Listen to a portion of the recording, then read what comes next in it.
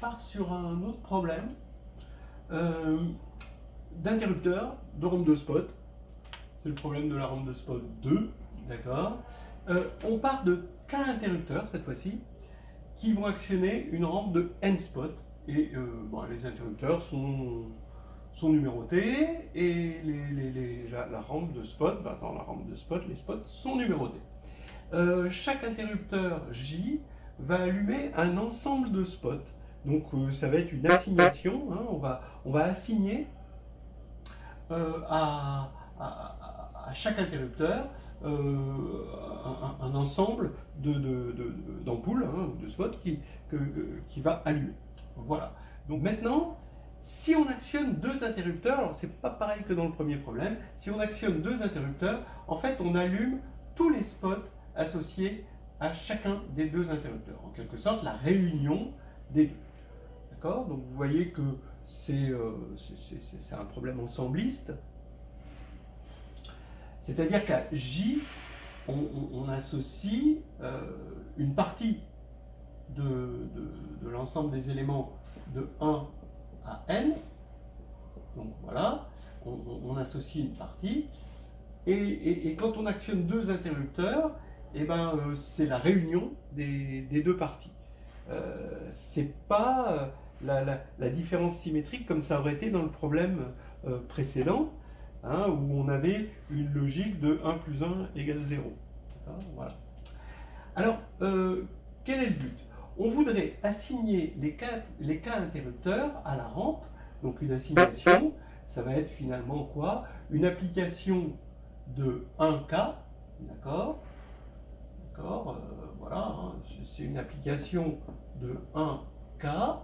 Donc chaque interrupteur, on lui associe une partie de 1N. Voilà, c'est ça, d'accord ? Voilà la modélisation de la chose. Donc on voudrait assigner les K interrupteurs à la rampe, de sorte que un interrupteur seul allume un nombre impair de spots, et deux interrupteurs, quand on les allume en même temps, d'accord, ça va allumer un nombre pair de spots. 0 étant considéré comme pair, donc c'est toujours au sens large, ces histoires. Voilà, donc c'est ça qu'on veut. Alors, question 1. Montrer que ceci n'est possible, d'accord, que si et seulement si, K est inférieur ou égal à N.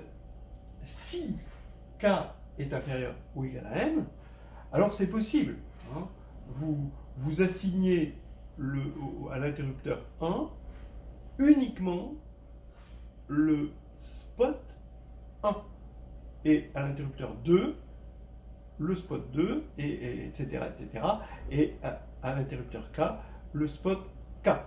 Puisque K est inférieur à N, cet assignement est possible et puis tout va bien marcher puisque un interrupteur seul allume un nombre impair parce que 1 il n'en allume qu'un et 1 c'est impair et 2 quand on va en allumer 2, comme ils sont disjoints, quand on va mettre en on deux interrupteurs, ça va allumer deux spots parce qu'ils sont différents. Donc là, ça c'est facile dans ce sens-là, mais c'est si et seulement si, c'est-à-dire montrer que si K est strictement supérieur à N, alors cet assignement est impossible. Maintenant, là, c'est là que ça va devenir un peu plus difficile.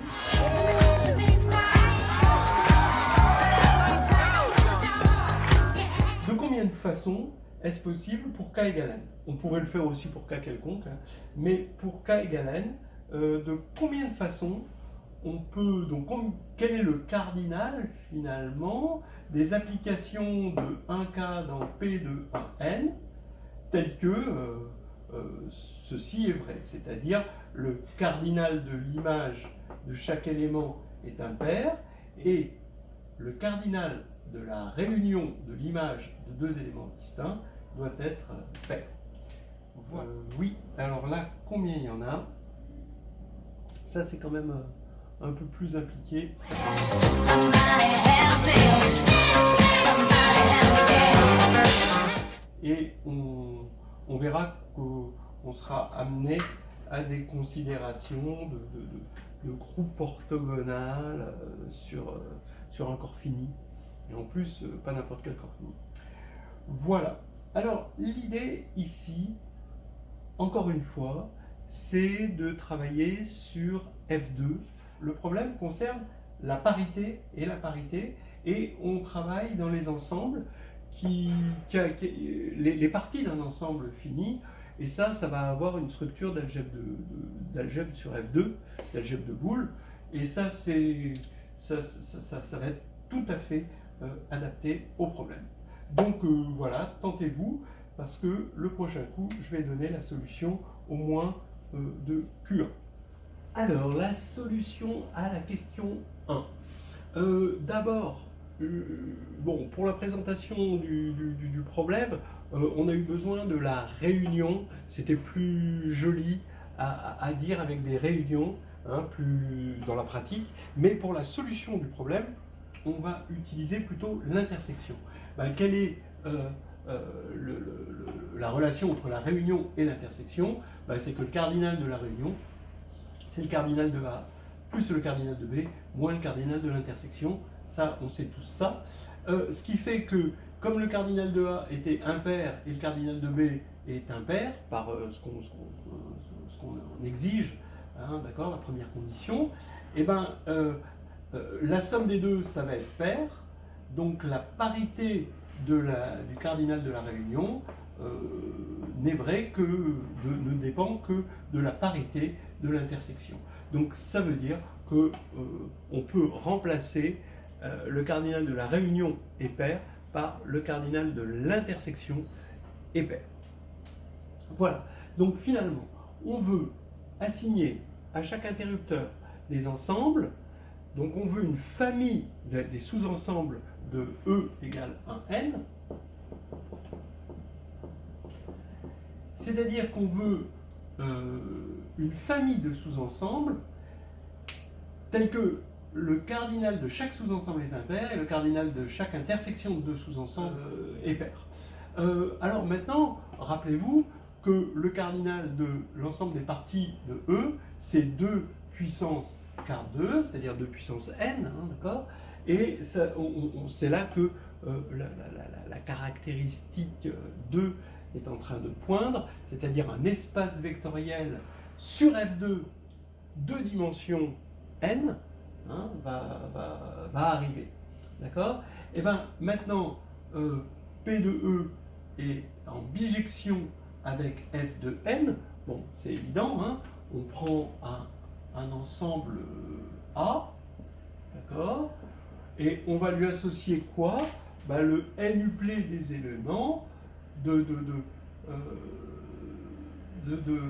est-ce que, voilà, on regarde la fonction caractéristique associée à A, c'est une fonction qui a I donne 0 si I n'appartient pas à A, et donne 1 si I appartient à A, et on regarde la ième coordonnée, c'est delta A de I. Hein, d'accord? Donc de sorte que sur F2, le cardinal de A, oui, ça va être le nombre de non nuls, et la parité du cardinal, ça va être la somme des delta A de I. Hein. Si c'est 0, ce sera de cardinal pair, si c'est 1, ce sera de cardinal impair. Donc on a déjà une première chose, si on veut analyser le cardinal des A, c'est la forme linéaire qui a un x de f2 de n associe la somme de ses coordonnées dans f2, hein, d'accord, et qui va nous donner une idée de la parité, hein, de cardinal de A. Et en gros, la condition ici, c'est d'avoir cette somme qui est impaire, donc cette somme égale à 1. Maintenant, on va analyser l'intersection. Et bien là, c'est plus cette forme linéaire, c'est la forme bilinéaire canonique sur f de n qui a xy associe la somme de i égale 1 à n de xi, yi. Effectivement, quand c'est ce qu'on aura ici quelque chose égal à 1, bah, si et seulement si, xi égale 1 et yi égale 1. D'accord? Dans les autres cas, bah, on aura 0. Et donc, si i, il est à l'intersection de l'ensemble représenté par x et l'ensemble représenté par y. D'accord? Donc c'est bien l'intersection des ensembles qu'on va voir avec les 1 qui apparaissent dans les xi et yi. Et quand on fait la somme, bah, c'est la parité de l'intersection. Voilà. D'accord? Donc maintenant, on veut une famille FJ, d'accord, dans F de n, qui va correspondre à une famille de sous-ensembles, telle que FJ égale 1. Pourquoi FJ égale 1? Parce que FJ, c'est la somme de i égale 1 à n de FIJ carré. FIJ, c'est les coordonnées de FJ, hein, la ième coordonnée de FJ. Donc ça, c'est FIJ carré. Mais comme on est dans 0, 1, ben 0 au carré, ça fait 0, 1 au carré, ça fait 1, comme tout à l'heure dans l'autre problème. Et donc, c'est la forme linéaire, ici. Et on veut que cette forme linéaire soit égale à 1. D'accord? Donc, FJ égale 1. Maintenant, on veut aussi que FK égale 0, si J est différent de K, évidemment. Pourquoi? Ben parce que on veut que le cardinal de l'intersection soit pair, donc on veut que ceci soit égal à 0. Voilà. Donc qu'est-ce qu'on veut? Bah, on veut une famille ortho. J'aurais peut-être pas dû prendre K parce que ça a déjà été pris. Je vais prendre L, parce que K c'est déjà quelque chose. Voilà, ça va mieux comme ça. On veut une famille en gros orthonormale. Alors on n'aime pas le mot orthonormal parce que la norme, ça fait penser à des propriétés de normes, et là c'est pas des vraies normes, mais on s'est compris, on veut que FJFL soit égal à delta JL. Et ça implique que la famille est libre, d'accord? Ça vous le savez, parce que si on doit écrire somme de J égale 1 à K de lambda J FJ égale 0. Donc on suppose une relation linéaire et je vais multiplier dans le sens multiplier pour la forme bilinéaire par F indice L pour un L donné. Et à gauche, bah, je vais avoir que des zéros, sauf pour J égale N. Où là, je vais avoir un 1. Et donc, je vais avoir lambda L égale 0, parce qu'à droite, quand je multiplie par FL, évidemment, j'ai 0. Donc, j'ai lambda L égale 0. Donc, j'ai une famille libre. Et une famille libre est toujours plus petite que la dimension de l'espace dans lequel on est. Voilà. Maintenant, la deuxième partie est un petit peu plus difficile.